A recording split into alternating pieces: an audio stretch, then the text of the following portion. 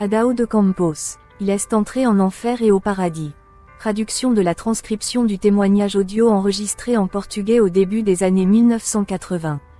Il s'agit du récit stupéfiant de l'ancien Adão de Campos, sur sa conversion, sa maladie, sa mort et sa résurrection survenue en octobre 1980, dans le Rio Grande do Sul, un état du sud du Brésil. Essayez de ne pas être effrayé par le rapport. Au lieu de cela, essayez d'y réfléchir. Que le Seigneur Dieu vous bénisse en Jésus-Christ. Les erreurs grammaticales dans ce texte ont été volontairement laissées intactes pour préserver la traduction dans sa forme originale. Je déclare que ce témoignage est réel et vrai. Ceci est un avertissement pour ceux qui n'ont pas accepté Jésus comme votre sauveur et ceux qui se sont éloignés du chemin du Seigneur, afin qu'ils aient l'opportunité de retourner aux pieds du Seigneur. Et les croyants qui servent Dieu doivent veiller constamment, afin de ne pas tomber dans le piège de Satan. Et voici, sur haut-parleur, notre frère, pour raconter ses expériences d'homme incrédule et croyant. Je m'appelle Adão de Campos. Je suis un ancien de l'Assemblée de Dieu de l'Église évangélique, dans la ville de Cachoeirinha, petite cascade, état de Rio Grande do Sul, grand fleuve du Sud. Frère Adão, racontez-nous comment était votre vie avant de connaître Jésus. Conversion. J'étais un homme très incrédule et au cœur très dur. J'avais l'habitude de persécuter les religions et les chrétiens. J'avais l'habitude de défier les chrétiens de se quereller avec moi, mais ils rampaient. J'ai lapidé de nombreuses églises. J'ai arrêté de nombreuses réunions de culte en plein air. Un jour, environ une semaine après avoir arrêté une réunion de culte en plein air, l'ange du Seigneur est entré dans notre maison, vers minuit. Il avait une couronne de gloire sur la tête. Ma femme venait de se coucher. Elle était réveillée et elle se figea, sans bouger. Elle vit l'ange entrer, avec cette couronne d'or sur la tête. Il s'est dirigé directement vers le berceau de notre fille, âgée d'1 an et 9 mois. Puis, au pied de notre lit, il dit à ma femme, « Je vais emmener votre fille. Ce n'est pas à cause de vous. C'est à cause de l'incrédulité et de la dureté de cœur de votre mari. » Et l'ange est sorti. Ma femme est sortie du lit et a vérifié les portes. La maison est devenue sombre lorsque l'ange est parti. Elle vérifia les portes et elles étaient toutes verrouillées. Puis elle s'est mise à pleurer. Il était environ 4 heures du matin lorsque je suis arrivée. Elle m'a dit, « Un ange est entré dans notre maison. » Je n'y croyais pas. Je lui ai même dit, « Tu dors le ventre plein et tu dis qu'un ange est entré ici. » Et elle a passé la nuit à pleurer, avec notre fille sur ses genoux. Elle s'inquiétait de ce que l'ange avait dit, c'est-à-dire qu'il prendrait notre fille. Ma fille n'a jamais été malade. Elle n'avait jamais souffert d'aucune maladie. Elle était en pleine santé et pleine de vie. Cela s'est produit un vendredi. Le samedi, en début d'après-midi, ma fille a commencé à se sentir triste. Le samedi à minuit, ma fille était déjà morte, après avoir rendu son dernier souffle dans mes bras. Dimanche après-midi, ma fille était déjà dans le tombeau. Environ 7 jours après la perte de ma fille, je revenais du service militaire. Je suis un officier à la retraite de la police militaire et je suis rentré chez moi. Quand je suis allé dans la cour, j'ai entendu une voix dans l'air. C'était une voix rauque et colérique qui me parlait ainsi. « Savez-vous la raison pour laquelle vous avez perdu votre fille ?» J'ai commencé à regarder et à écouter. Une voix est venue des airs. Et cette voix m'a dit, « Les croyants sont à blâmer. Ils sont responsables du fait que vous avez perdu votre fille. » Alors que j'avais arrêté une réunion de culte en plein air devant chez moi, j'étais furieux. Je pensais qu'ils étaient vraiment responsables de la perte de ma fille. J'étais avec une grande colère à ce moment-là. C'était de la colère contre les croyants, contre les chrétiens évangéliques. Et j'ai décidé d'en finir avec eux. J'ai même dit, quel qu'en soit le prix, j'éliminerai ces croyants. Je vais effectivement les éliminer. Et j'ai mis 6 balles dans mon revolver. J'ai aussi mis 16 balles dans ma poche et j'ai pris la machette aussi. Alors, je suis allé à l'église. Je me dis, je sais où ils se réunissent. Et j'y suis allé. J'arrive devant le portail de l'église. J'ai donné un coup de pied contre ce portail en bois et il s'est complètement cassé. Et je suis entré dans la cour de l'église. Mais j'avais oublié de prendre le revolver. J'arrive devant la porte de l'église. J'ai regardé à l'intérieur. Le diable m'a dit, tirez à l'intérieur. Il n'y a qu'une seule porte pour sortir. Tirez à l'intérieur et ils sortiront. Alors, vous leur avez coupé le cou avec la machette. J'ai mis mes mains dans la porte et j'ai regardé à l'intérieur. Mais je me suis rappelé que je n'avais pas saisi le revolver. Alors, j'ai mis la main dans ma poche pour sortir le revolver. Mais lorsque j'ai essayé de le tirer, Mon bras était statique. Mon bras n'a pas bougé. Je n'avais pas de force dans mes mains. Mes mains étaient fixées dans la porte, dans l'embrasure. Je ne pouvais pas parler, j'ai perdu ma langue. Et je suis resté là. J'ai vu que le portier me demandait d'entrer. Je ne pouvais pas parler, je ne pouvais pas sortir de là, je ne pouvais pas bouger, je ne pouvais pas marcher. J'ai senti cette grosse main, un très gros bras me prendre par derrière, entre mes jambes, et me pousser vers l'intérieur de l'église. J'ai été transporté et je suis tombé sur la chaise du portier. Je suis resté là et cette voix m'a parlé. Les cieux se sont ouverts et cette voix m'a parlé directement. Il m'a appelé et m'a dit, « Adao, est-ce que tu sais qui je suis?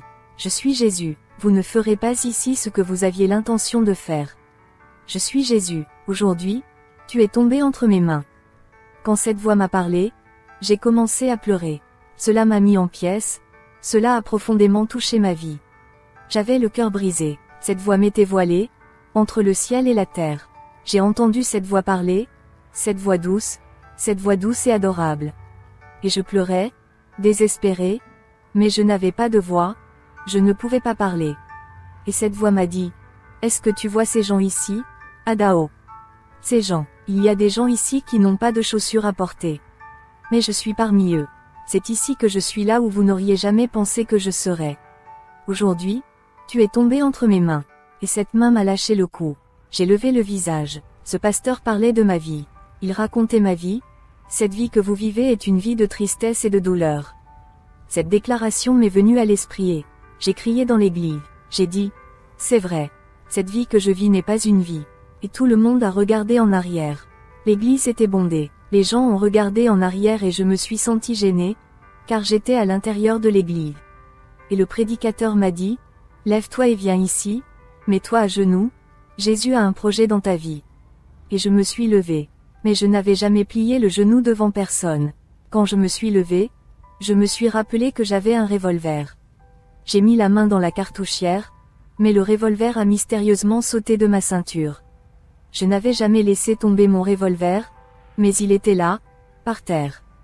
Un être m'a attrapé par un de mes bras et un autre m'a attrapé par l'autre bras, de telle sorte que je ne pouvais pas me baisser pour ramasser le revolver et le mettre dans ma poche. Elle était là, par terre, et ma ceinture était sur la chaise.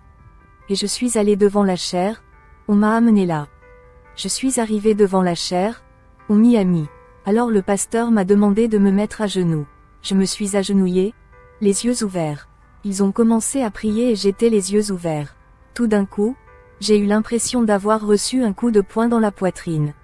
J'ai regardé et j'ai vu 2 cordes épaisses claquer sur ma poitrine. J'étais terrifié. J'ai essayé d'attraper ces cordes, des fils s'en détachaient, mais je n'ai pas pu les attraper, car elles ont disparu dans mes mains. Lorsque ces cordes se sont cassées, je suis tombé le visage contre le sol de l'église, en larmes, en pleurant. Mon âme a été touchée. Mon âme, mon esprit et mon corps ont été touchés. Frère Adao s'est mis à pleurer. Cher frère, ceci est une interview en direct avec frère Adao. Il ne peut pas contrôler ses larmes. Il pleure, parce que nous savons que Dieu avait un plan dans sa vie. Et nous savons qu'il y a des centaines et des centaines d'âmes qui ont accepté Jésus-Christ comme leur sauveur, à travers son témoignage. Cher frère, je parle maintenant pour que frère puisse se remettre de ces larmes qui sont données par Jésus et par le Saint-Esprit, et qu'il puisse continuer son merveilleux témoignage. Alors, ma sœur, je me suis levée. Il y avait un tapis vert devant la chaire, qui nous enfonçait les pieds. J'ai vu ces nuages de gloire venant du ciel, ces rayons de lumière. J'étais comme un petit agneau. J'avais envie de sauter. J'avais envie de sauter de joie. Je n'ai pas pu résister à la gloire des cieux. J'ai commencé à parcourir le couloir de l'église. Il semblait que je voulais voler. Je suis revenu à ma chaise, je me suis assis, j'ai attrapé ces détritus, ce revolver, avec une grande gêne que je n'ai jamais ressentie de ma vie. Je suis sorti de l'église, j'avais envie de sauter. J'avais envie de crier de joie, à cause de cette gloire qui me suivait. Je suis rentré chez moi, j'ai passé la nuit dans cette gloire, et je n'ai pas pu dormir de joie, de gloire. Le lendemain, je suis allé au service militaire. Dès 3 heures de l'après-midi, je dis au capitaine, mon commandant au service militaire, capitaine, je veux que tu me laisses partir, je veux aller à l'église où je suis allé hier soir. Je ressens une joie à laquelle je ne peux pas résister. À partir du moment où je suis allé hier à l'église pour tuer les croyants, j'ai été ainsi transformé. Et il a dit, tu es fou mec. Tu n'étais pas comme ça. J'ai dit, non, je suis différent. Je ressens une gloire, une joie en moi. Et j'ai commencé à pleurer devant lui, parce que je ne pouvais pas m'empêcher de parler de cette gloire. Et il m'a laissé partir, il m'a laissé rentrer à la maison. Quand je suis arrivé à la maison, j'ai dit à ma femme, préparez-vous, car nous allons à l'église où je suis allé hier soir. Je ne peux pas résister à cette gloire, je veux que tu y ailles, pour que tu puisses ressentir la même chose que moi. Et c'est ainsi que Jésus m'a converti, ma sœur. C'était ainsi, il m'a vraiment sauvé cette nuit-là. Il est venu en moi, le ciel est entré en moi. Dieu m'a parlé directement et m'a sauvé. Il est entré dans mon sang, dans ma chair, dans mes veines. Donc, j'ai été totalement transformé cette nuit-là. Et je n'ai jamais changé d'avis. Frère Adao, dans le Rio Grande do Sul, votre histoire est très commentée.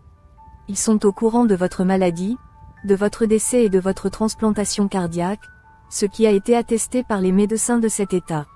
Nous voulons que vous nous racontiez cette merveille.